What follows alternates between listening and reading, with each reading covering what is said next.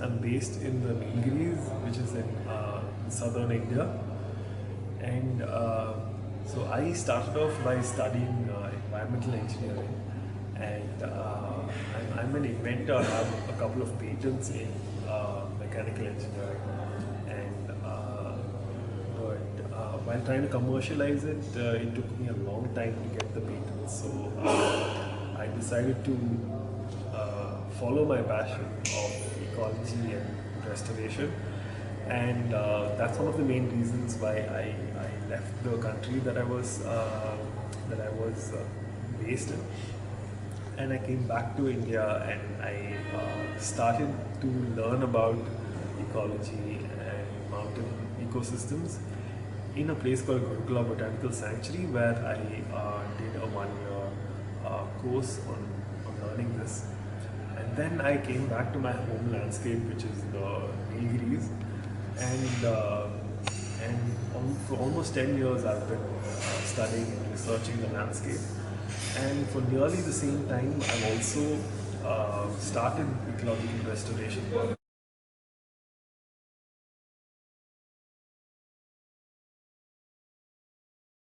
And how the Nilgiris would have been before all the changes happened, and before agriculture, before colonization. So it had almost 6 different ecotypes. It had the rainforest vegetation in the west. It had the dry vegetation such as scrub jungle and savanna, dry deciduous forests, which are the yellow patches, mixed deciduous and wet deciduous forests. Something called the hills forest on the slopes, and over here. And then this is the famous Shola grassland ecology on top of the plateau, which is the highest part. So because of this, it's like a microcosm of Earth, and you have all these ecotypes packed in one relatively small region. And to me, like being born there and growing up, although I grew up in Chennai, like this was the most fascinating thing. I was like wanted to explore the Nilgiris completely because it was so diverse. The Nila Kurunji, and the name Nilgiris comes from this.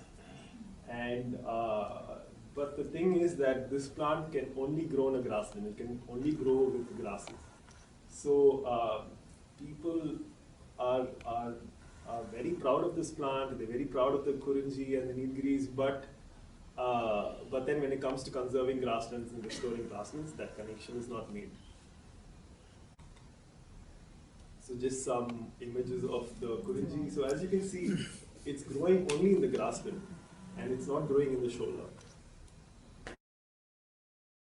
So if you go inside a shola, a healthy shola, in the peak of the dry season, where 3 months it hasn't rained, it will have the same amount of water running in the stream as in the peak of the monsoon. So that's their ability to store water. And it's because they're able to, over many, many years, create these deep layers of soil and have these different levels in which they store water and manage the storage. So this helps them maintain the basal flow rates, and the monsoon season is used to recharge that entire, that hydrological anatomy that's created. And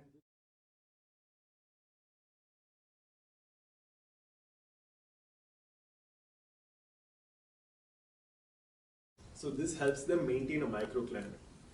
And you will even find a lot of plants that form a skirting around the shola, and this helps them maintain that microclimate and prevents them from getting dry from drying winds. And then this also helps them absorb moisture from the clouds, and this also gives rise to streams. So sholas are also called cloud forests. And they're extremely rich in bryophytes and epiphytes. So what this does is that it increases the surface area by 10 to the power, we're not exactly sure how much, but by lots. And this helps condense water from the air, from clouds and from mist. And studies show that sometimes the amount of water taken from this type of condensation could even be more than rain. So this gives rise to streams.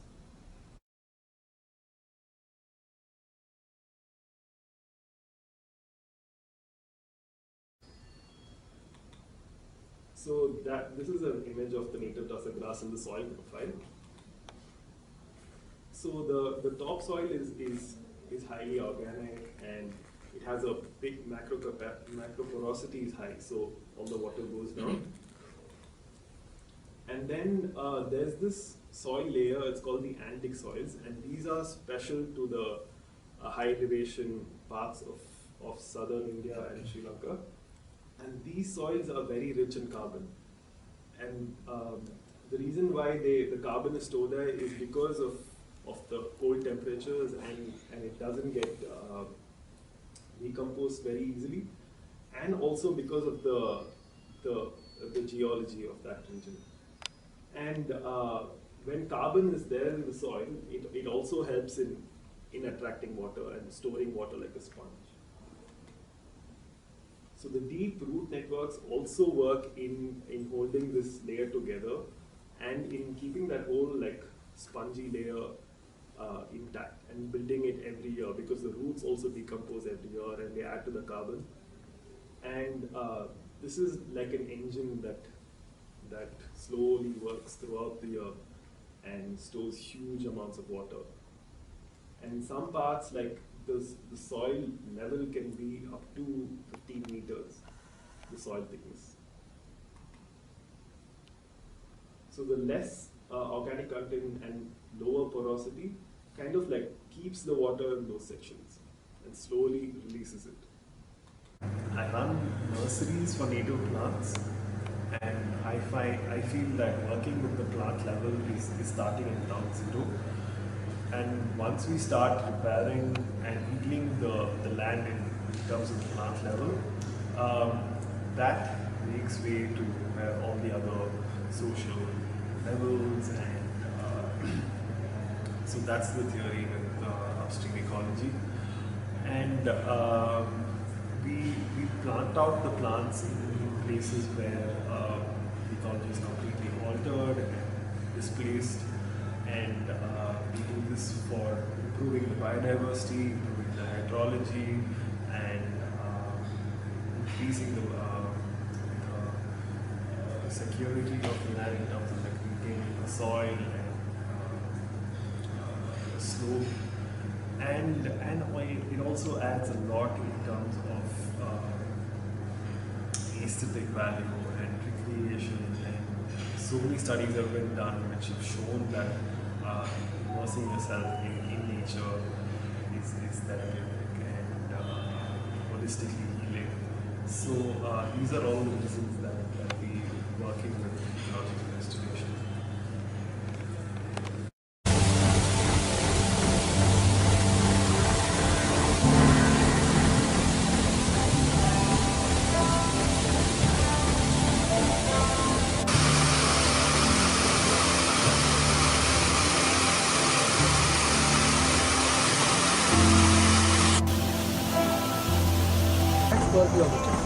Area.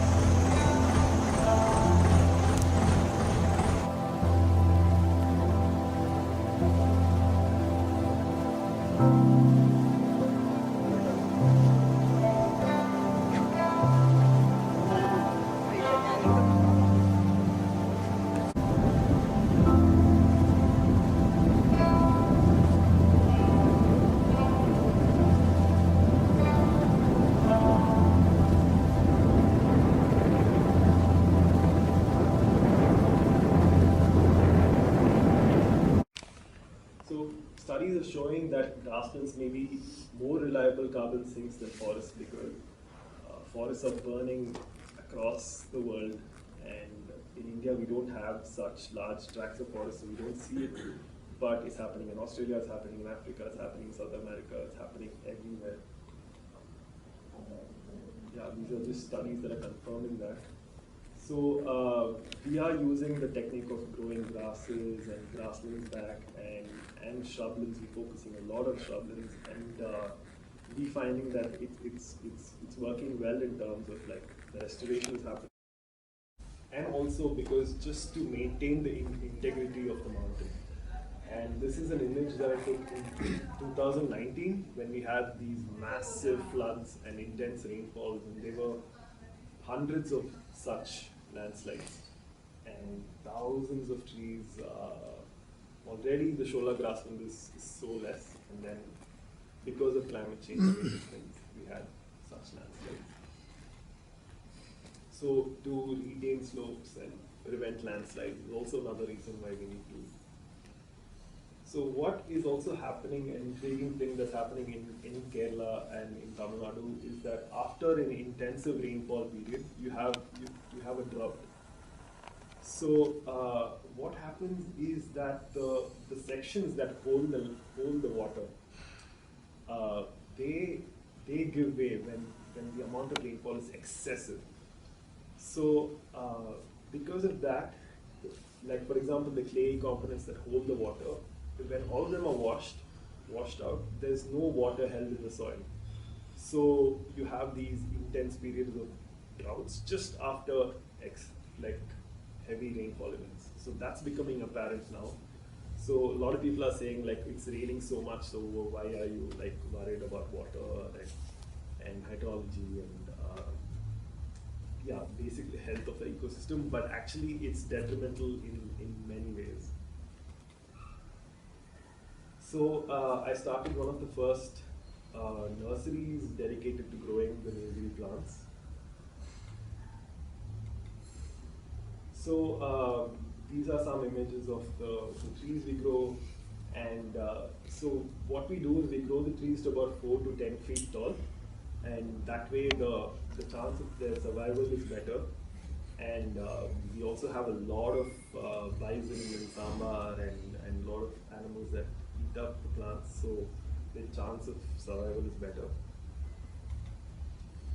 So that's the image from the grassland nursery. So we start off with the baseline survey and then collect all these data and then try and find out like which is the best composition to come up with when doing restoration.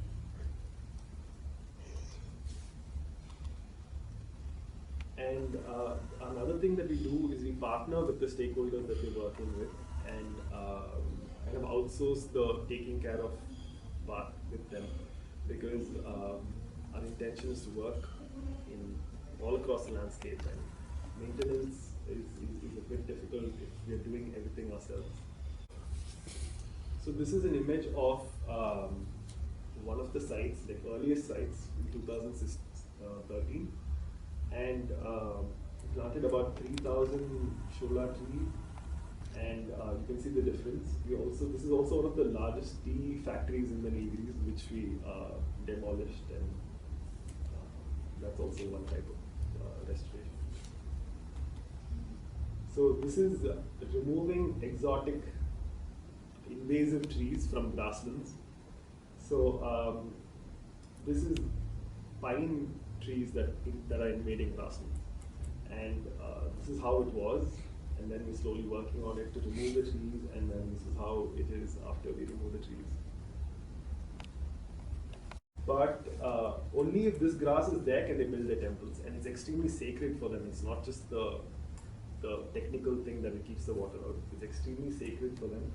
They worship it, and this grass was declared extinct because the wetlands were submerged, and they were the first ones to get converted into agriculture fields. And we rediscovered the plant, the grass, and then I've been growing it in the nursery, and we've started reintroducing it in the wetlands. And this is one of our main achievements. We still have a lot of work to do in terms of growing it to such levels where it can be harvested. It's akin to us like eating too much sugar, because as you know, trees take in CO2 and blow out oxygen. So with excess CO2 in the atmosphere, it's like there's too much of CO2. And what would happen, like when we have too much carbohydrates or sugars, we get complications like many things. So that's similar to what's happening to trees, and their immune systems are getting compromised, and they're getting more susceptible to extreme weather events and fungal attacks, and even the episodes of the beetle attacks in the temperate forests in the world are because of this. It's actually preceded by a decline of them, which makes them more susceptible to beetle attacks. So we are observing this all over the forests in Western Ghats, and we don't see it much in the plains because there's actually not much forest there to observe this. So it's a very alarming thing that we're studying, and I've been writing about it, and so that's also happening.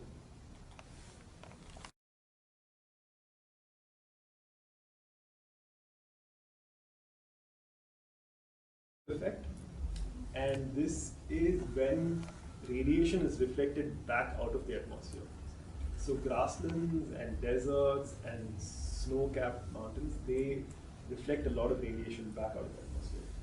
So 20% of all the energy that's incident gets reflected. Whereas like only 20% of the energy that solar panels get is converted to electricity, whereas 80% is converted into heat, which is distributed locally around that solar farm. But 80% of the energy that is incident on a grass is used by the grass, and then it's sent to all the other living beings underneath it. Or so a lot of people say that the efficiency of a leaf blade is nothing compared to a solar panel. But if you take a leaf blade in isolation, put it in the lab and check it, but you never get that kind of a situation in nature. You have 100 leaf blades when you come from this spot to this spot, and then you have all the other plants that live underneath the grass or the plant, and then you have the layers of bacteria and cyanobacteria and everything that also gets that filtered light. So actually 80% of the energy is used. And yeah, so this is when it comes to what goes into making a solar panel. And as you can see, a lot of CO2 is required, almost 5 tons in the manufacturing process. And then there are all these other chemicals that are released, which are almost 12 to 17,000 times more potent than CO2 in the atmosphere when making a solar panel. And it requires a lot of metals and silica and rare earth metals, whereas completely opposite. Grasses help store carbon, they give out oxygen, and yeah. And it goes on. Birds, they think that solar farms are water surface, so they come and dive into it, and a lot of birds die. A lot of insects think that it's the water surface, so they come and lay eggs on it, and that gets fried. And the electricity is completely used only by humans, whereas grasses and grasslands are habitats for birds and butterflies and bees and everything. And in fact, studies have also shown that a lot of electricity is also generated, and it goes into aspects like maintaining the soil microbial communities, in plant communication, and various other things that we still don't understand. And then when it goes into the life cycle thing, solar panels, they maximum last only for 25 years, and most of the profit goes to certain companies, and whereas like grasslands, they help support indigenous people's groups and pastoralist communities, and of course like they live for 600 to 1,000 years also, each grass, and grasslands will exist for thousands of years, if not millions of years. So yeah, this was just in comparison to a solar farm.